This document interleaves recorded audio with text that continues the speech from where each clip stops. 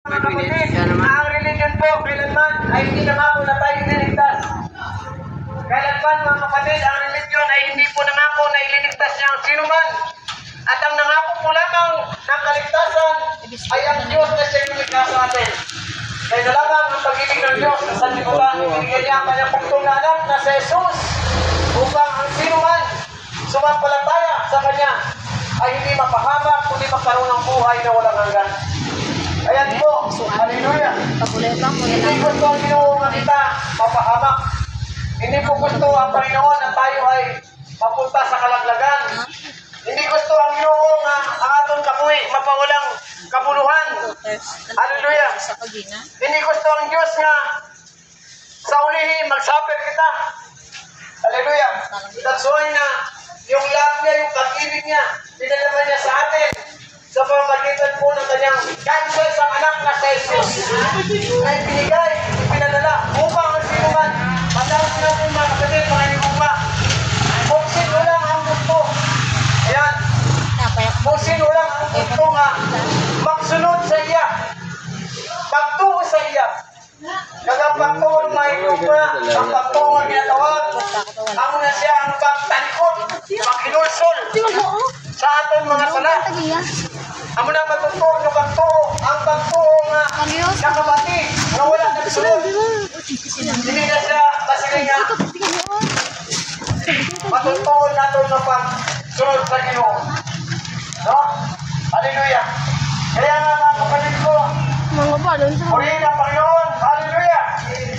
Sapagkat ang Diyos po ay lagi ng pag-aalala sa atin. Kaya may nakapanunong ang tulong. Hallelujah. Ano panunong pero ang Ginoo? Ay kung dito nangyari sa atin yan, sa Pilipinas, yun nangyari ngayon sa Israel at sa Iran. Tayo ba ay nakasisigurado na sa ating buhay na tayo ay hindi mapahamak? Kasi po, ang buhay natin, kapag wala kita nanunso, wala kita nagbalikon sa Ginoo, siguradong kapahamakan yung ating pupuntahan. Hindi po natin pwedeng gamitin, hindi po natin pwedeng sabihin na wala tayong kasalanan, ako mayong matao. Kahit sa limiti ako mayong matao.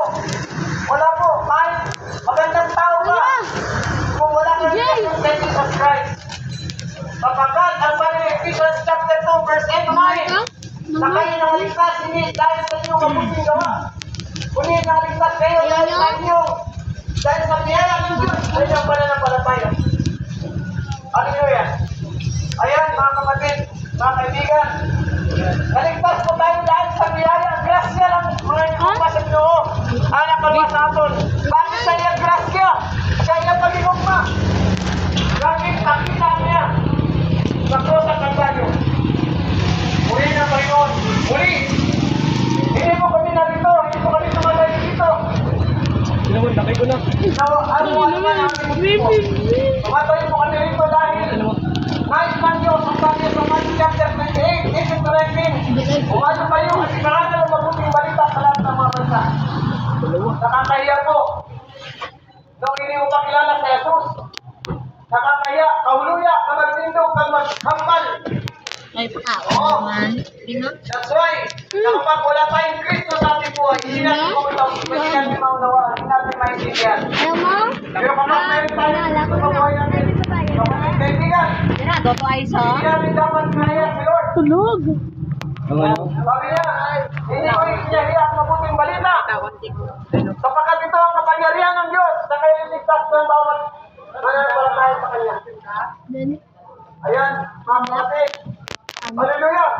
Sa Pilipinas, Christ, kapag ikinyahiya niyo ko, sa anak ng maraming tao, ikakahiya ko kayo sa aking amang nasa langit. Ayan, mga kapatid, ang kaligtasan po, mga kapatid, ang kaligtasan po ay personal. Personal po natin yan ang pagtanggap, pagsuko ng ating buhay sa Diyos. Yan po yung kaligtasan. Yung kaligtasan po, wala pang balay. Iya ka pa eh. Hallelujah. Lahat po tayo isa-isa. Para po tayo magkakabit sa Panginoon. Kaya nga, ang kaligtasan ay binigay sa amin. Walang bayan. Yan po yan. Mga kapatid, hindi po natin kailangang bilihin ang kaligtasan. Hallelujah. Hindi mo natin kailangang paghirapan. Kasi ginawa na po yan ni Jesus Christ. Tayo, no ba? Siya naghirap sa krus ng Kalbaryo Paano na? para tayo maligtas, para tayo mapatawad. Hindi ko ako niya. Ngayon, dapat isipin natin yan. Panungdumon lagi maayo, maabuhi pa rin tayo sa subong. Panungdumon pa. Kaya kailangan mo na sa mga tao nga nagkalagla dyan sa kalibutan. Isa sa ating mga pamilya. Hindi kita magsalim. Nga kung kita mawakong sa Ginoo.